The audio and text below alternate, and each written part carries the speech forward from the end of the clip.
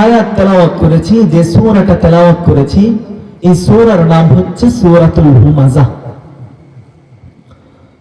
আল্লাহ রাব্বুল আলামিন এই সূরার মধ্যে সর্বশেষ জাহান্নামের সবচেয়ে শক্ত আযাবের কথা বলেছেন। মানুষ যদি এই সূরার মধ্যে আল্লাহ তাআলা জান্নাতের জাহান্নামের যে বিবরণটা দিয়েছেন এটা নিয়ে যদি কেউ চিন্তা করে তাহলে তার রাতের ঘুম হারাম হয়ে যাওয়ার কথা।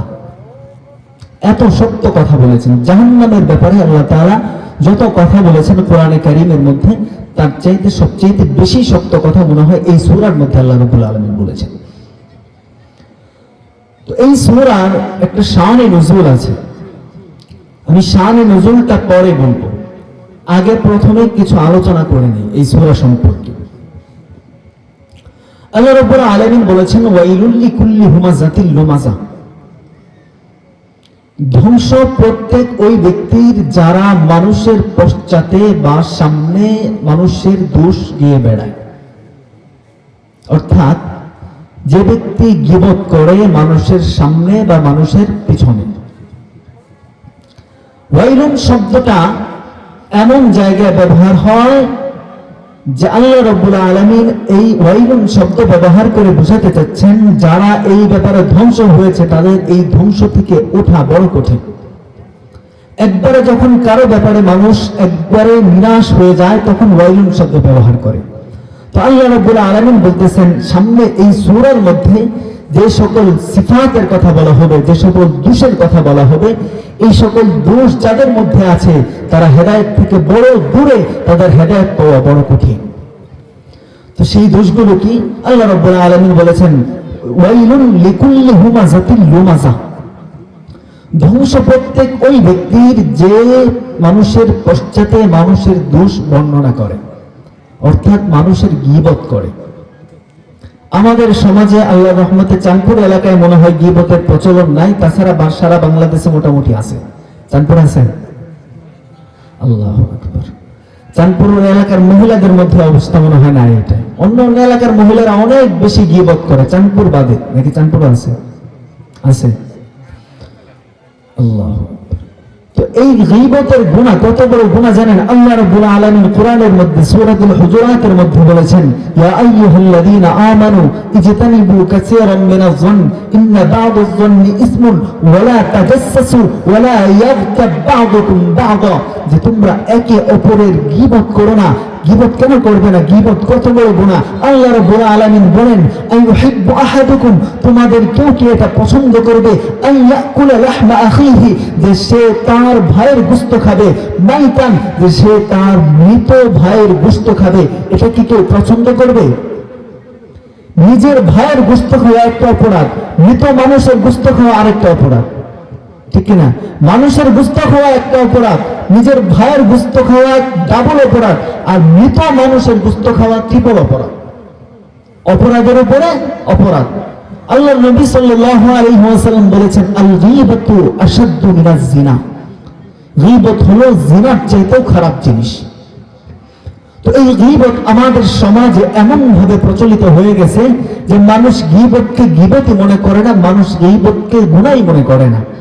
মানুষ মানুষের গীবত করতেছে, এমন ভাবে গীবত করতেছে মানুষের সম্মানে আঘাত আনতেছে, ভালো মানুষকে ভালো মানুষের কাতার থেকে নামিয়ে একদম নিম্ন স্তরের মানুষ বানিয়ে দিচ্ছে তার কথার মাধ্যমে, কিন্তু বিন্দু মাত্র তার অন্তরের মধ্যে এটা আসতেছে না যে আমি একটা গুনাহ করতেছি, অথচ এইটা আল্লাহ রাব্বুল আলামিন বলেছেন এটা এমন গুনাহ, এর চাইতে শাস্তি, ভয়ঙ্কর শাস্তির কথা কোরআনে কারীমের মধ্যে আল্লাহ রাব্বুল আলামিন বলেন নাই। একটা হলো গীবত। মানুষ গীবত কিভাবে করে দেখেন, গীবত হচ্ছে চারটি মাধ্যমে মানুষ গীবত করে। এক নাম্বার হচ্ছে আল গীবাতু বিল লিসান, মানুষ মানুষের জিহ্বার মাধ্যমে মানুষের গীবত করে। দুই নাম্বার হচ্ছে আল গীবাতু বিল কলব, মানুষ মানুষের অন্তর দ্বারা মানুষের গীবত করে। তিন নাম্বার হচ্ছে আল গীবাতু বিল ইশারা, মানুষ মানুষের দিকে ইঙ্গিত দিয়ে মানুষের প্রতি গীবত করে। চার নাম্বার হচ্ছে আল গীবাতু বিল কলাম, মানুষ মানুষের বিরুদ্ধে লেখালেখি করে। আল গীবাতু বিল কিতাবা, মানুষ মানুষের বিরুদ্ধে লেখালেখি করে গীবত করে। গীবত কয় মাধ্যমে করে? মানুষ চার মাধ্যমে করে। এক নাম্বার, মানুষ মানুষের বিরুদ্ধে কথা বলে গীবত করে। আল গীবাতু বিল লিসান, মানুষ মানুষের বিরুদ্ধে কথা বলে গীবত করে। গীবত কাকে বলে? নবীজি সাল্লাল্লাহু আলাইহি ওয়াসাল্লামকে জিজ্ঞাসা করা হলো, আবু দাউদের হাদিস, ইয়া রাসূলুল্লাহ মাল গীবত, নবীজি সাল্লাল্লাহু আলাইহি ওয়াসাল্লামকে জিজ্ঞাসা করা হলো, ইয়া রাসূলুল্লাহ গীবত কাকে বলে? নবীজি সাল্লাল্লাহু আলাইহি ওয়াসাল্লাম বললেন, যিকরুকা আখাকা বিমা ইয়াকরাহু, তোমার ভাইয়ের এমন আলোচনা করা যেই আলোচনা তোমার ভাই অপছন্দ করবে। ভাইয়ের পশ্চাতে তার অগোচরে এমন আলোচনা করা, যদি সে সেখানে উপস্থিত থাকতো, আপনার সেই আলোচনাটা সে অপছন্দ করত, এই আলোচনা তার পিছনে করলে সেটাকে কি বলা হয়? গীবত বলা হয়। আল্লাহর নবীর সাহাবী বলতেছেন, ইয়া রাসূলুল্লাহ ওয়া ইন কানা ফি আখি মা আকুল, আমি যে কথাটা বলেছি সেই দোষটা যদি আমার ভাইয়ের মধ্যে থাকে তাহলেও কি গীবত হবে? নবীজি সাল্লাল্লাহু আলাইহি ওয়াসাল্লাম বলেন, ওয়া ইন কানা ফি আখিকা মা তাকুল ফাকাদ ইখতাবতা ওয়া ইন লাম তাকুন ফি আখিকা মা তাকুল ফাকাদ বাহাত্তা, যদি তুমি যে কথাটা বলতেছো, যেই দোষের বর্ণনা মানুষের কাছে করতেছো, এই দোষ যদি তোমার বন্ধুর মধ্যে, তোমার ভাইয়ের মধ্যে থাকে, তাহলেই তো তুমি গীবত করলা। আর যদি তার মধ্যে না থাকে তাহলে তো তুমি তাকে অপবাদ দিলে, আর অপবাদ দিলে তার শাস্তি আরো হবে। এজন্য মানুষের ব্যাপারে কথা বলতে আমাদের বড় সাবধান হতে হবে। কাউকে নিয়ে এমন কথা বলা যাবে না যেই কথা আমাদের গীবত হিসাবে গণ্য হয়। এক নম্বর তো গেল মানুষের মুখ দিয়ে মানুষের গীবত করে, এটা তো আমরা অনেকেই বুঝি, কিন্তু মানুষের অন্তর দিয়ে কিভাবে গীবত করে? আল্লাহ রাব্বুল আলামিন সূরাতুল হুজুরাতের মধ্যে বলেছেন, ইয়া আইয়ুহাল্লাযীনা আমানু ইজতানিবু কাসীরাম মিনাজ-যন, হে ঈমানদারগণ, তোমরা মানুষের ব্যাপারে অধিক অনর্থক ধারণা করা থেকে বেঁচে থাকো। একজন মানুষ রাস্তা দিয়ে হাঁটতে গেলেই তাকে নিয়ে একটা খারাপ ধারণা করা, এটা মুসলমানদের শান হতে পারে না, এটা আল্লাহর নবীর শিক্ষা হতে পারে না, এটা আল্লাহর কোরআনের শিক্ষা হতে পারে না, এটা হচ্ছে আমাদের মনের কুপ্রবৃত্তি এবং শয়তানের শিক্ষা। এজন্য আল্লাহ রাব্বুল আলামিন বলেছেন, ইজতানিবু কাসীরাম মিনাজ-যন, তোমরা তোমাদের ভাইদের সম্পর্কে, তোমরা মুসলমানদের সম্পর্কে খারাপ ধারণা করা থেকে বেঁচে থাকো। একজন মানুষ রাস্তা দিয়ে গেলেই তাকে নিয়ে ধারণা করো না, এই ব্যক্তি মনে হয় গাঁজা খাইতে যাইতেছে, এই ব্যক্তি মনে হয় মদ খাওয়ার জন্য যাইতেছে, এ মনে হয় অমুক কাজ করার জন্য যাইতেছে, তমুক কাজ করার জন্য যাইতেছে। এই ধারণা আমাদের আসে না? একজন মানুষ দেখলে আমাদের মধ্যে আসে না, এই মনে হয় অমুক কাজ করতে যাইতেছে। এই ধারণা করাও এটা কলবের গীবত, এটাও একটা গীবত। এজন্য আমাদেরকে এই মানুষের ব্যাপারে খারাপ ধারণা করা থেকেও বেঁচে থাকতে হবে। 3 নাম্বার হলো আল্লাহর নবী সাল্লাল্লাহু আলাইহি ওয়াসাল্লামের হাদিসের যে প্রকারগুলো আছে, 3 নাম্বার হলো মানুষ মানুষের গীবত করে ইশারার মাধ্যমে। কিভাবে গীবত ইশারার মাধ্যমে করে? নবীজি সাল্লাল্লাহু আলাইহি ওয়াসাল্লামের হাদিস হযরত আয়েশা রাদিয়াল্লাহু তাআলা আনহা বর্ণনা করেন, একবার নবীজি সাল্লাল্লাহু আলাইহি ওয়াসাল্লামের কাছে একজন মহিলা আসলো, যিনি একটু খাটো। তো আমি নবীজি সাল্লাল্লাহু আলাইহি ওয়াসাল্লামকে ইশারা দিলাম, ইশারা দিয়ে বুঝাইলাম, ইয়া রাসূলুল্লাহ এই মহিলাটা একটু খাটো। হ্যাঁ, ইশারা দিল, ইশারা দিয়ে মানুষ বোঝায় না, উজে উজে যাইতেছে, খাটো খাটো খাটো। হ্যাঁ, কানা দেখতে গেলে মানুষ ইশারা দিয়ে বোঝায় না, ওই যে কানা কানা কানা বলে না মানুষ। তো এইরকম তিনি একটু ইশারা দিয়ে বোঝাইছেন, ইয়া রাসূলুল্লাহ এই যে মহিলাটা আসছে এটা একটু খাটো খাটো বাটু মহিলা। তো নবীজি সাল্লাল্লাহু আলাইহি ওয়াসাল্লাম বলতেছেন, হে আয়েশা, তুমি এই মহিলার গীবত করলা। কি করলা? গীবত করলা। সে তো বলে নাই, কিন্তু মুখ দিয়ে ইশারায় বুঝাইছে যে এই মহিলাটা একটু খাটো। আল্লাহর নবী বলেন যে তুমি গীবত করলা। হযরত আয়েশা রাদিয়াল্লাহু তাআলা আনহা একবার হযরত সাফিয়া রাদিয়াল্লাহু তাআলা আনহার ব্যাপারে একবার বুঝিয়েছিলেন আল্লাহর নবী সাল্লাল্লাহু আলাইহি ওয়াসাল্লামের কাছে, যে এইটুকুই তো হযরত সাফিয়ার জন্য যথেষ্ট। এভাবে ইশারা দিয়ে তিনি বুঝাইছিলেন যে হযরত সাফিয়া কিছুটা খাটো। আল্লাহর নবী সাল্লাল্লাহু আলাইহি ওয়াসাল্লাম বললেন, হে আয়েশা, তুমি আজকে সাফিয়ার বিরুদ্ধে যে কথাটা বলেছো, আল্লাহর কসম, এই কথাটাকে যদি সমুদ্রের পানির মধ্যে নিক্ষেপ করা হয়, সমুদ্রের পানি বিষাক্ত হয়ে যাবে তোমার একটা কথার কারণে। সুতরাং আমাদের জীবনের মধ্যে আমরা যত কথাই বলি না কেন, আমাদের কথাগুলো যদি মানুষের গীবতের মধ্যে পড়ে যায়, আমাদের কথাগুলোর মাধ্যমে যদি মানুষের গীবত হয়, আমাদের কথাগুলোর মাধ্যমে যদি কোনো মানুষকে অপমান করা হয়, আমাদের কথাগুলোর মাধ্যমে যদি কোনো মানুষকে খাটো করা হয়, হেয় করা হয়, তাহলে বুঝতে হবে আমাদের সেই কথাগুলো গীবত হচ্ছে। এবং আল্লাহ রাব্বুল আলামিন কিয়ামতের দিন এই কথার কারণে আমাকে আপনাকে বড় কঠিন শাস্তি দিবেন। এজন্য মানুষের ব্যাপারে গীবত করা থেকে কি করতে হবে? বিরত থাকতে হবে। 4 নম্বর হচ্ছে মানুষের ব্যাপারে লেখালেখি করে গীবত করা। মানুষ এখন দেখবেন ফেসবুক চালায়, যার ব্যাপারে যা খুশি লিখে দিতেছে, বলে দিতেছে, মানুষ মনে করতেছে এটা তো আমি প্রকাশ্যে গীবত করতেছি না, আমি শুধুমাত্র একটা স্ট্যাটাস দিলাম অমুকের নামে। কিন্তু আপনার এই স্ট্যাটাসের মাধ্যমে আরেকজন মানুষের সম্মানের যে হানি হচ্ছে, আরেকজন মানুষের সম্মানের উপর যে আপনি আঘাত আনতেছেন, এটার কারণে আপনার গীবতের গুনাহ হচ্ছে। আল্লাহ রাব্বুল আলামিন কিয়ামতের দিন আপনাকে এই কারণে পাকড়াও করবেন।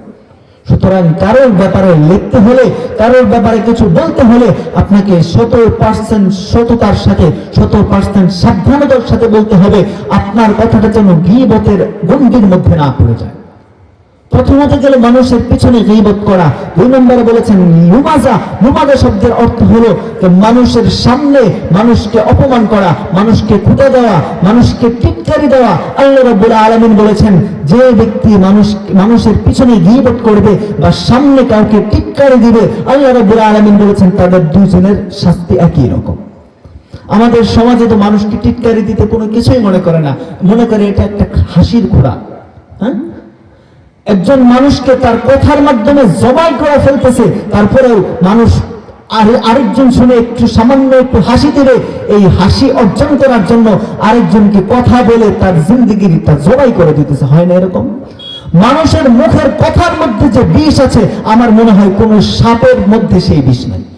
বিষাক্ত বিষধর সাপ যদি মানুষকে কামড় দেয় মরতে সময় লাগে, কিন্তু মানুষ যদি মানুষের সামনে মানুষকে এমন টিটকারি দিয়ে একটা কথা বলে, সেই মানুষের মন থেকে মনটা ভেঙে যাইতে, তার অন্তরটা মরে যাইতে 1 সেকেন্ডও সময় লাগে না। এই জন্য মানুষকে মানুষের সামনে কথা বলা এবং মানুষের পিছনে তার গীবত করা, এই সমস্ত গুনাহ থেকে আমাদের সকলে বেঁচে থাকতে হবে। আল্লাহ রাব্বুল আলামিন এই গুনার ব্যাপারে অনেক বড় ধমকি দিয়েছেন।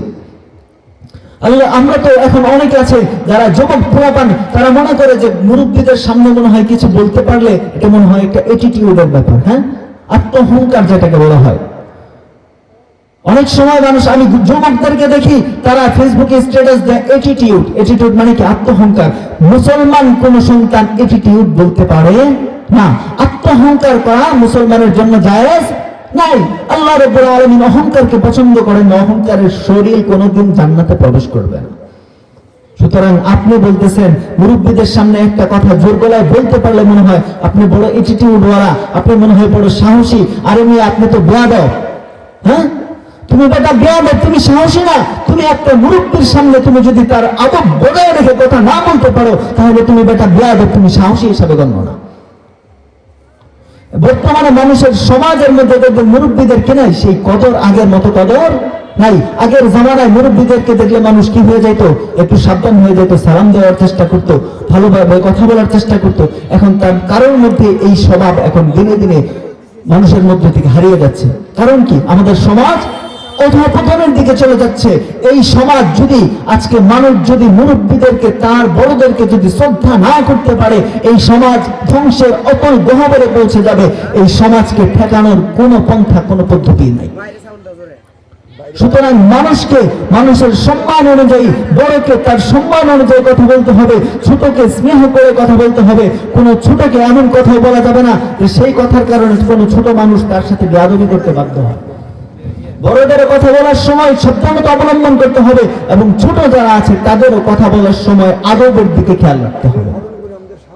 তাহলেই কেবলমাত্র আমরা সুন্দর একটা সমাজ গঠন করতে পারবো, আমরা সুন্দর একটা দেশ, সুন্দর একটা জাতি গঠন করতে পারবো। তাছাড়া আমরা যদি আল্লাহর হুকুম এবং আল্লাহর বিধান যদি না মানি, তাহলে আমাদের দ্বারা কোনো দিন এই দুনিয়াতে শান্তি আনা সম্ভব না। প্রথমত কথা বললাম, মানুষের গীবত করা যাবে না। দ্বিতীয়ত, মানুষের সামনে মানুষকে টিটকারি দেওয়া যাবে না, মানুষকে ছোট করা যাবে না, মানুষকে হিয়া করা যাবে না, মানুষের সম্মান নিয়ে ছিনিমিনি খেলা যাবে না। 3 নম্বর সিফাত এই সূরার মধ্যে আল্লাহ রাব্বুল আলামিন যেটা বলেছেন সেটা হচ্ছে আল্লাযী জামাআ মালাহু ওয়া আদ্দাদা, যে ব্যক্তি সম্পদকে জমা করে এবং সেটাকে গুনতে থাকে। অর্থাৎ সে সকালে গনে যে আমার কত টাকা হলো, বিকালে গনে যে টাকা বাড়লো না কমলো, এই টাকার চিন্তা তার মাথা থেকে কখনো সরে না। এরকম মানুষ সমাজে আছে না? যেখানেই যায় চিন্তা করে আজকে 1.5 লাখ টাকা আছে আমার, আগামী 1 বছর পরে যদি 2.5 লাখ টাকা আমার না হয় তাহলে তো আমি মানুষ হিসাবে গণ্য হই না। এরকম চিন্তা মানুষ করে না? এই চিন্তা সারাক্ষণ যার মধ্যে এই মালের চিন্তা, সম্পদের চিন্তা থাকবে এবং সম্পদ গণনা করতে থাকবে, আমার এটা আছে, আমার ওটা আছে, আমার বাড়ি আছে, আমার গাড়ি আছে, আমার দান আছে, আমার অমুক আছে, তমুক আছে, এই চিন্তা যারা করতে থাকবে আল্লাহ রাব্বুল আলামিন বলেছেন তাদের জন্য জাহান্নাম। শুধু জাহান্নামী না, শুধু মানুষ এই সম্পদ গণনা করেই শেষ না, মানুষ চিন্তা করে ইয়াহসাবু আন্না মালাহু আখলাদা, যে তার সম্পদ মনে হয় তাকে চিরঞ্জীব করে রাখবে, তার সম্পদ মনে হয় সমস্ত কিছু থেকে তাকে বাঁচায় রাখবে, তার সম্পদ মনে হয় দুনিয়াবী সমস্ত ঝামেলা থেকে তাকে বাঁচায় রাখবে, আখিরাতের সমস্ত ঝামেলা থেকে মনে হয় তাকে বাঁচায় রাখবে। কিছু মানুষ আছে দেখবেন কথায় কথায় টাকার কথা বলে, আমার তো টাকা আছে, সবকিছু সমস্যা সমাধান করে নেবে, এরকম মন মানসিকতা মানুষের মধ্যে আছে না? যার অনেক দেখবেন টাকা পয়সা আছে, ভালো যে টাকা আছে, সবকিছু টাকা দিয়ে কি করে নেবো, সমাধান করে নেবে, এরকম মানুষ সমাজে আছে না? আল্লাহ রাব্বুল আলামিন বলেছেন এই রকম মানুষ যারা আছে, যারা মনে করে আমার টাকা আছে, আমি একটা কথা বললেই আমার বিরুদ্ধে কে কি বলবে, আমাকে তো কেউ কিছু বলতে পারবে না, আমি চাই হুজুরের বিরুদ্ধে কথা বলি, আমি চাই আল্লাহর বিরুদ্ধে কথা বলি, আমি চাই আল্লাহর রাসূলের বিরুদ্ধে কথা বলি, আমি যার খুশি বিরুদ্ধে, যাকে বিরুদ্ধে মন চায় আমার, তার বিরুদ্ধে আমি কথা বলি। এই কথা বলে আমি তো, আমার তো সম্পদ আছে, আমাকে কে কিছু বলতে পারবে, কে কি বলতে পারবে, আমার সম্পদের মাধ্যমে আমি সমস্ত কিছু প্রতিহত করব। এই চিন্তা মানুষের মধ্যে আছে না? আল্লাহু আকবার। এই চিন্তা থেকে আমাদেরকে কি করতে হবে? বেরিয়ে আসতে হবে। এবার আসেন এই সূরার শান এর নজুল নিয়ে কথা বলি। এই তিনটা বিষয় বুঝলে শান নজুল বোঝা অনেক সহজ। নবীজি সাল্লাল্লাহু আলাইহি ওয়াসাল্লাম যখন নবুয়ত প্রাপ্ত হলেন, নবুয়ত প্রাপ্ত হওয়ার পর কাফেররা যখন সমস্ত দিক থেকে আল্লাহর নবী সাল্লাল্লাহু আলাইহি ওয়াসাল্লামকে প্রস্তাব করতে থাকলো, হে মুহাম্মদ দেখো, তুমি যদি আমাদের কথা মেনে নাও, তুমি যদি আমাদের সাথে সমঝোতায় আসো, তাহলে তোমার নবুয়ত ঠিক থাকবে, আমাদের যে একটা নেতৃত্ব আছে এটাও ঠিক থাকবে। বললো যে তোমাদের কি প্রস্তাব? বললো যে দেখো, এই মক্কার মধ্যে সবচাইতে ক্ষমতাশীল রাজা তোমাকে বানিয়ে দেই, তুমি আমাদের রাজত্ব করবে, আর বিনিময়ে তুমি তোমার আল্লাহর দ্বীনের দাওয়াত দিবে না। বলো, তুমি যদি আমাদের রাজা হওয়ার প্রস্তাব মেনে নাও আর আল্লাহ দ্বীনের দাওয়াত দেওয়ার প্রস্তাব যদি মেনে নাও, তাহলে আমরা তোমাকে রাজা বানিয়ে দেব, তোমার আর এই দ্বীনের দাওয়াত দিয়ে মানুষের পেছনে ঘোরার প্রয়োজন নাই। তো এটা বলার পর নবীজি সাল্লাল্লাহু আলাইহি ওয়াসাল্লাম বললেন আমার রাজত্বের দরকার নাই। তো মক্কার মানুষ বললো যে আচ্ছা ঠিক আছে, তোমার রাজত্বের দরকার নাই, মক্কার সবচাইতে ধনী ব্যক্তি তোমাকে বানিয়ে দেই, সবচাইতে বেশি টাকা পয়সাওয়ালা তোমাকে বানিয়ে দেই, আজ আর তুমি মানুষকে আল্লাহর দাওয়াত দেওয়া থেকে বিরত থাকো, সবচাইতে বেশি সম্পদ, সবচাইতে বেশি টাকা তোমার হবে, তোমার চাইতে বেশি টাকা মক্কা নগরীতে কারো হবে না, তুমি সুতরাং তুমি আমাদের দাওয়াত কি করে নাও, কবুল করে নাও। নবীজি সাল্লাল্লাহু আলাইহি ওয়াসাল্লাম বললেন কাজ হবে না, তোমাদের এই টাকার লোভ আমাকে আল্লাহর দ্বীন প্রচার করা থেকে বিরত রাখতে পারবে না। তো তারপর তারা প্রস্তাব করলো যে দেখো মুহাম্মদ, আমরা তোমাকে মক্কার সবচাইতে সুন্দরী নারীর সাথে বিবাহ দিয়ে দেই, এই সুন্দরী নারীর মাধ্যমে তুমি তোমার বংশ বিস্তার করবে, তুমি সুন্দরী নারীকে বিবাহ করবে, সবচাইতে সুন্দরী নারীকে তোমার জন্য দিয়ে দেই, আর তুমি আল্লাহর দ্বীনের দাওয়াত দেওয়াকে বন্ধ করে দাও। নবীজি সাল্লাল্লাহু আলাইহি ওয়াসাল্লাম বললেন আমার এক হাতে চাঁদ আর এক হাতে যদি সূর্যকে দিয়ে দাও, তারপরেও আমি আমার রবের পক্ষের দাওয়াত দেওয়া কখনোই বন্ধ করতে পারি না। আল্লাহর নবী সাল্লাল্লাহু আলাইহি ওয়াসাল্লাম যখন এই কথা বলল, মক্কার কাফেররা যখন নিরাশ হয়ে গেল, আল্লাহর নবী সাল্লাল্লাহু আলাইহি ওয়াসাল্লামকে যখন দাওয়াত দেওয়া থেকে বিরত রাখতে পারলো না, তো তখন তারা চক্রান্ত করতে থাকলো, তখন তারা ষড়যন্ত্র করতে থাকলো, আল্লাহর নবীর বিরুদ্ধে বিভিন্ন ষড়যন্ত্র তখন তারা করতে থাকলো। আল্লাহর নবী সাল্লাল্লাহু আলাইহি ওয়াসাল্লাম নামাজ পড়তেছিলেন, তার উপর উটের পচা ভুঁড়ি পর্যন্ত তুলে দেওয়া হয়েছে। আল্লাহর নবী সাল্লাল্লাহু আলাইহি ওয়াসাল্লাম নামাজ শেষ করে কুফায় কুরাইশ কাফেরদের জন্য আল্লাহ নবী সাল্লাল্লাহু আলাইহি ওয়াসাল্লাম সেদিন নাম ধরে ধরে বদদুয়া করেছিলেন 7 জনের নামে। চিন্তা করে দেখেন, আল্লাহ নবী সাল্লাল্লাহু আলাইহি ওয়াসাল্লাম নামাজ পড়তেছেন, সেই সময় উটের ভুঁড়ি আল্লাহ নবী সাল্লাল্লাহু আলাইহি ওয়াসাল্লামের মাথার উপর উঠে দেওয়া হয়েছে। এই কারণে আল্লাহ নবী সাল্লাল্লাহু আলাইহি ওয়াসাল্লাম বদদুয়া করেছেন। কিন্তু তায়েফের ময়দানে আল্লাহ নবী সাল্লাল্লাহু আলাইহি ওয়াসাল্লামকে মারতে মারতে তার পায়ের জুতা পর্যন্ত, তার পায়ের সাথে তার জুতা পর্যন্ত আটকে গিয়েছিল। পাহাড়ের ফেরেশতা যখন তার কাছে আসে, বুখারীর riwayat অনুযায়ী পাহাড়ের ফেরেশতা আছে, ফেরেশতা এসে বলে হে মুহাম্মদ সাল্লাল্লাহু আলাইহি ওয়াসাল্লাম আমাকে শুধু একটু সুযোগ দেন, এই পাহাড়গুলো উল্টে তায়েফবাসীর উপর ফেলে দিন। আল্লাহ নবী সাল্লাল্লাহু আলাইহি সাল্লাম বললেন, না, আমার উম্মত বুঝে না, তারা না বুঝে এরকম করছে, সুতরাং তোমরা তাদেরকে কি করো না, পাকড়াও করো না। তো দেখেন আল্লাহ নবী সাল্লাল্লাহু আলাইহি ওয়াসাল্লামকে মারতে মারতে তার